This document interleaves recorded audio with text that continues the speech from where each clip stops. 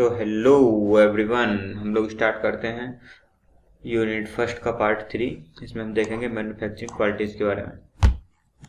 तो ये unit first का सिलेबस है। क्वालिटी कॉन्सेप्ट हम डिस्कस कर चुके, कंट्रोल ऑन परचेज प्रोडक्ट हम लोग डिस्कस कर चुके। इस बार हम डिस्कस करेंगे मैन्युफैक्चरिंग क्वालिटीज़ के बारे में। इसमें हम देखेंगे methods and techniques for manufacture और inspection and control of product, quality in sales and services, guarantee and analysis of the claim. तो आगे बढ़ते हैं। तो सबसे पहले देखते हैं मैन्युफैक्चरिंग क्वालिटी क्या होती है। तो ये manufacturing quality is a conformance to specification. जो स्पेसिफिकेशन है उनकी कन्फर्मेंस होती है, या फिर ऐसे कहिए कि quality is a design and conformance to specification provide the fundamental basic for managing operation of produce quality product. जो आप प्रोड्यूस कर रहे हैं क्वालिटी प्रोडक्ट, उनके ऑपरेशंस को मैनेजिंग करने को बोलते हैं मैन्युफैक्चरिंग क्वालिटी। ठीक है, अब सबसे पहले हम देख लेते हैं डिफरेंस बिटवीन मैन्युफैक्चरिंग मेथड और प्रोडक्शन टेक्निक्स।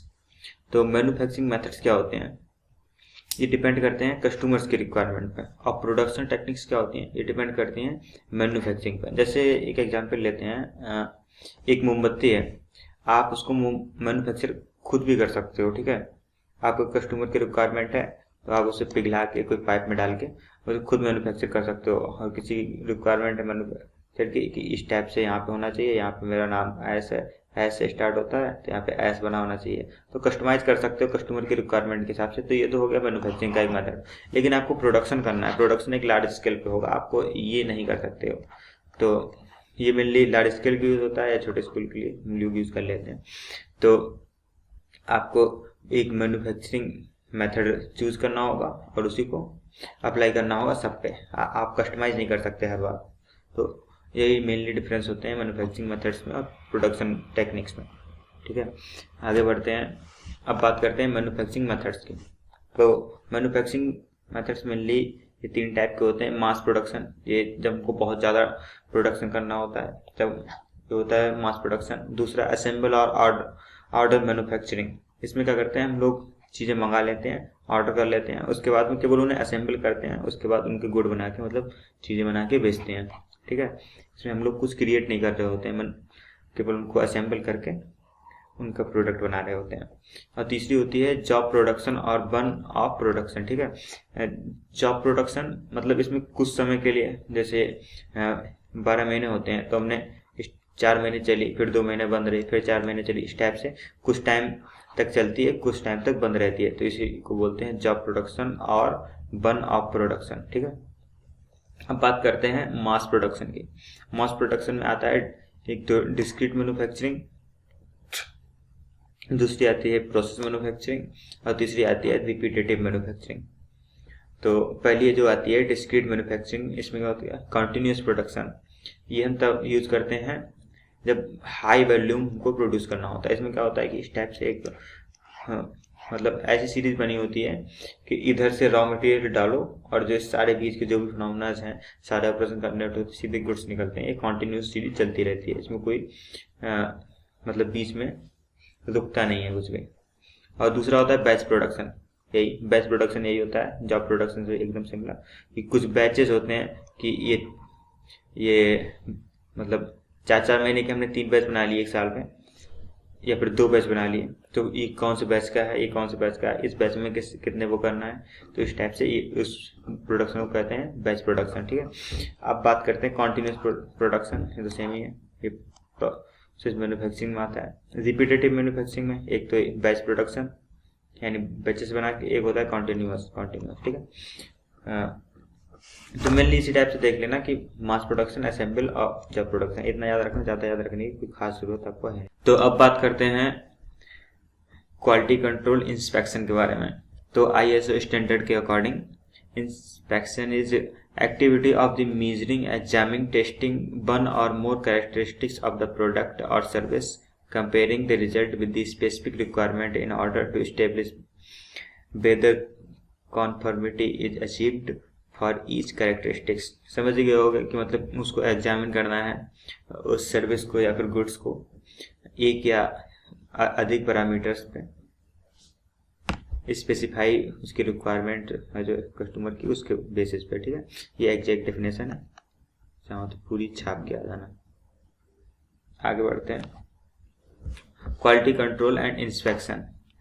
तो क्वालिटी जो है किन किन फैक्टर्स पे डिपेंडेंट होती है इंस्पेक्शन में। तो सबसे पहली बात, तो इंस्पेक्शन करने के लिए हम क्या करेंगे, हमको इंस्पेक्शन लूप्स बनाने चाहिए।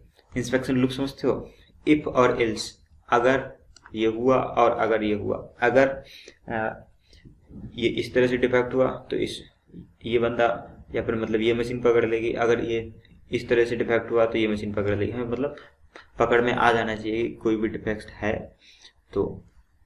दूसरा, आइडेंटिफिकेशन ऑफ द डिफेक्ट, भाई आइडेंटिफाई करना डिफेक्ट नॉर्मली, ठीक है।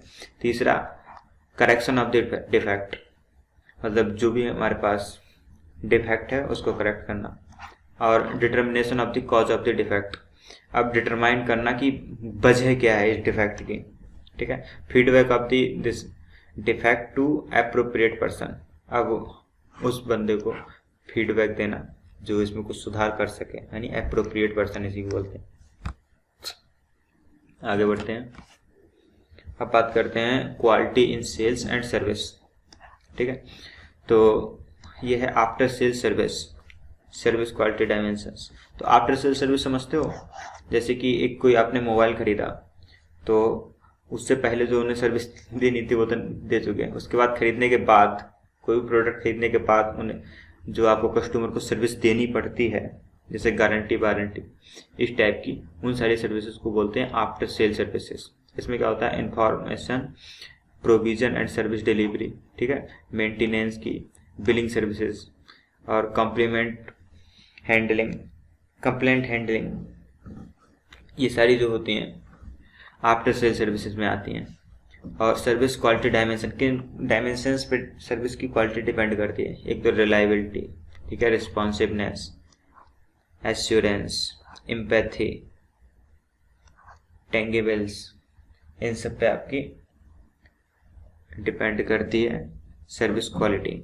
अब देखो, इस सर्विस क्वालिटी के दो संभावित परिणाम हो सकते हैं, या तो तुम्हारा कस्टमर है आपसे खुश हो जाएगा या फिर ना खुश हो जाएगा। तो आपको चाहिए होता है कि ये सारा का सारा ये यहाँ पे जाए, ना कि यहाँ पे जाए, ठीक है।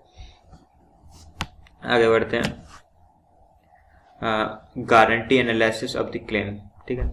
तो पहले समझते हैं गारंटी क्या होती है, समझ ही रहे हो गारंटी क्या होती है। An agreement assuming responsibility to perform, execute और complete something and offering security for the agreement। एक एग्रीमेंट होता है जो आपको सिक्योरिटी प्रोवाइड कराता है कि हम ये मतलब कोई भी टास्क है ये इसको एग्जीक्यूट कराएंगे या फिर परफॉर्म कराएंगे।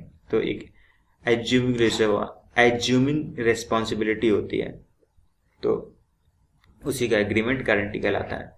और दूसरा आता है क्लेम, जैसे इन्होंने कुछ गारंटी में बोला कि अगर हमारी ये चीज़ टूट जाती है तो हम आपको 10,000 रुपये देंगे। तो अब आपकी सच में टूट गई तो आप उनके पास जाते हो कि हमारी वो टूट गई, तो वो लोग कुछ देखते हैं कि हाँ ये प्रोडक्ट टूटी है नहीं टूटी है। तो जैसे एक चेयर टूट गई तो उसके बाद आपकी जो क्लेम की राशि थी 10,000 वो आपको देंगे, तो उसी को बोलते हैं claim. Claim is a statement of the consequences of the specific design feature or artifact on user and other stakeholders। तो जो भी आपका यूजर है या फिर अदर स्टेक होल्डर्स हैं, तो अगर कोई भी डिफेक्ट्स आ गया स्पेसिफिक डिजाइन फीचर्स में या फिर अदर किसी वजह से, तो उसके जो कॉन्सिक्वेंसेज हैं वो भुगतने पड़ते हैं कंपनी को, उसी को बोलते हैं क्लेम, ठीक है।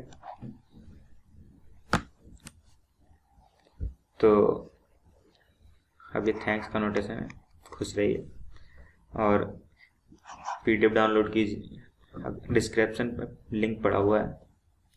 तो थैंक यू।